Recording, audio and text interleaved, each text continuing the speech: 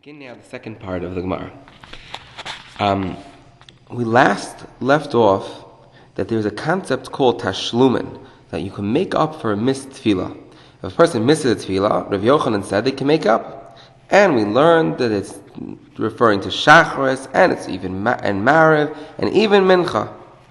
Okay, now the Gemara comes along with a classic way that the Gemara works, is that Rabbi Yochanan is an Amora, albeit, meaning he's one of the earliest Amoram and one of the greatest Amoram, and with the halacha almost always follows Rabbi Yochanan. But nonetheless, even Rabbi Yochanan has to go along with the Tanam. He cannot argue with the Tanam, and therefore we have a question here against Rabbi Yochanan. And the Gemara, because we have a statement made from the Tanaim that's against Rabbi Yochanan.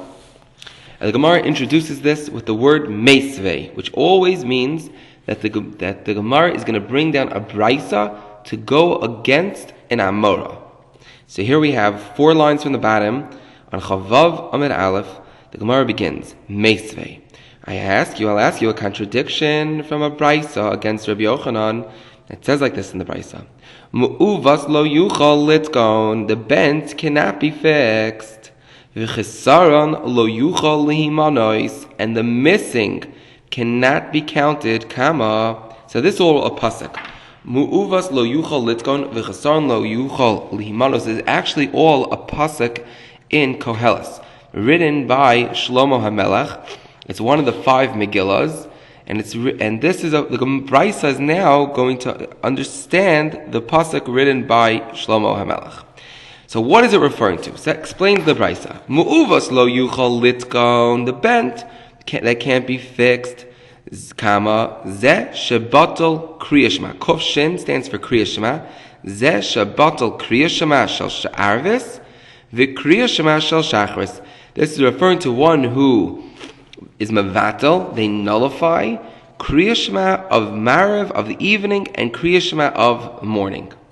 Kama O tefillah shel sh'arvis, O tefillah shel shachris, period.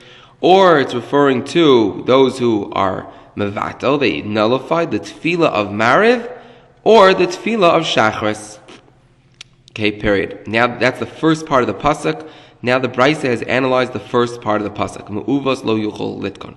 Now the Gemara Brisa will to analyze the last part of the pasuk. V'chesaron lo yuchal lihimanos. Says the Gemara. Says the Brisa. V'chesaron lo yuchal, and the missing that you can't count. What is that referring to? Kama ze shenimnu chaveirav. That is the one who is counted. They counted his friends. His friends got together. Lidvar mitzvah. For a matter of a mitzvah, v'lo nimna imahem, and he didn't want to be included amongst them.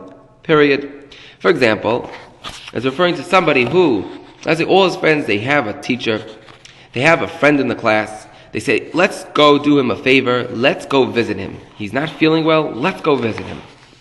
And they all go, okay, fine. So we're going to gather together and we're all going to go visit.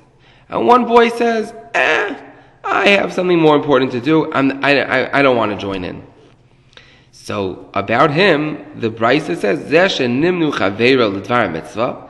His friends got together to join together for a mitzvah. V'lo nimna imayim, and this one didn't join them. So about him, Shlomo HaMelech says he's referred to as v'chesaron lo yuchol lehimanos.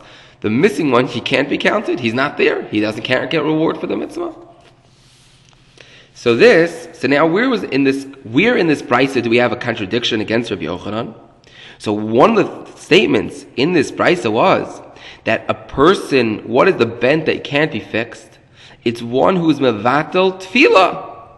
If a person is mevatel tefillah, they don't daven, it can't be fixed. That means it can't be made up. So that's against Rabbi Yochanan. Rabbi Yochanan said that if you miss a tefillah, it absolutely can be fixed.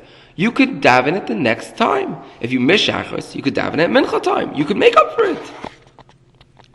So says the Gemara now. Says the Gemara. I'll answer you. Amar Rabbi Yitzchak, Amar Rabbi Yochanan. Not only will I answer you, meaning the person writing the Gemara, but actually Rabbi Yitzchak said in the name of Rabbi Yochanan that Rabbi Yochanan himself answered the question. Amar Rabbi Yitzchak, Amar Rabbi Yochanan. Hacha b'may askinan. Here, what are we referring to? Kama. It's shebatal b'mezid. We're referring to somebody who was mevatel the tefillah on purpose. Batal b'mezid. He got rid of it on purpose. That's when the Brisa is referring to one who can't fix up the lost tefillah. You can't fix it up because you mevatel it. You did it b'mezid. You lost the tefillah on purpose. You watched it. Remember our story about Johnny playing his video games? And here, his mother came to Johnny and he said, Johnny, it's about to be the last time that you could daven. And Johnny is standing there and he says, I want to finish my game. Anyways, and he continues finishing his game and he watches as the clock ticks, tick, tick, finishes off the time for tefillah and it's now too late. The halacha is, Johnny is not allowed to fix up his tefillah. He is one who the pasuk refers to as me'uvas, the bent, lo yuchal litzkon, that it can't be fixed. Okay, back to the Gemara. Now comes the Gemara and says, I'll back up Rabbi Yochanan's answer. Rabbi Yochanan says that this brisa is referring to somebody who is mevatel b'mezid. I'll prove it to you that that's correct. Amar Rav Ashi now. The last line of the Gemara. Amar Rav Ashi kama. Dekanami, I'll bring you a proof from in the words. Remember, Dekanami, it's one of the traffic signs. Dekanami, I'll bring you a proof from in the words. Diktani, for we learned in the Brisa. Batal, it said, it'll use the language, when it said the person got rid of, he didn't say Shema, and he didn't say Tefillah, it said, Diktani batal, he was mevatel it. He nullified it. V'lo kitani just ta, and it doesn't say just a mistake happened. It says he was mevatel it. So from there, it sounds like he did it on purpose. It's not just that he just happened, it was a mistake, but he actually was mevatel it. He actively nullified it. He watched as the time went by. B'mezid, he didn't say Shema. He didn't say Tefillah. Shema mina, shin mem at the end means Shema mina. We learn from it. It is a proof. Shema mina means that we came to a conclusion. Shema means it means we hear mina from it. We explained that you can't really translate it just as you hear from it. What does that mean? So we traffic signed it. And Shema mina always means that we have come to a conclusion. Shema mina. Okay, we'll stop this recording. We'll do it another one. I'll put up another one separately. Okay, take care.